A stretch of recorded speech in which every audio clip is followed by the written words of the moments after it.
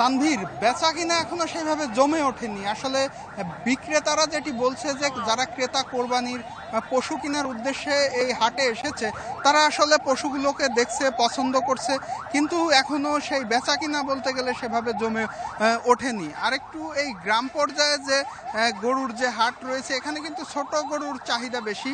ব্যবসায়ীরা যেটি বলছে যে 1 লক্ষ টাকার মধ্যে যে পশুগুলো রয়েছে সেগুলোর চাহিদাই মোটামুটি ভালো। এছাড়া 2 লক্ষ বা 2.5 লক্ষ টাকা বড় যে গরুগুলো রয়েছে সেই গরুর আসলে ক্রেতা কম। এখনো সেই বড় গরুর ক্রেতা আসলে ব্যবসায়ীরা বলছে যে আমরা আসলে সেভাবে পাচ্ছি না। ফলে ক্রেতারা বলছে যে যে পরিমাণ বাজারে গরু উঠেছে এবং কিন্তু সেই পরিমাণ দামাদামি হচ্ছে, কিন্তু বেচা কিনা জমে ওঠেনি। আরেকটি বিষয় যে ক্রেতাদের পক্ষ থেকে যে একটি অভিযোগ করা হচ্ছে যে কোরবানির পশুর দাম বিক্রেতারা কিন্তু অনেক বেশি চাচ্ছে বাজারের তুলনায়, ফলে তারাও কিন্তু কেনার দিকে আসলে এখনো যাচ্ছে না। সব মিলিয়ে কোরবানির পশুর হাট জমে উঠলেও তানভীর কিন্তু বেচা কিনা সেভাবে এখনো জমে ওঠেনি। এই ছিল রাজবাড়ী থেকে কোরবানির সুমন, ধন্যবাদ আপনাকে আমাদের সঙ্গে যুক্ত হওয়ার জন্য। দর্শক, সুমন বিশ্বাস জানাচ্ছিলেন কোরবানির পশুর হাটের খবর রাজবাড়ী থেকে।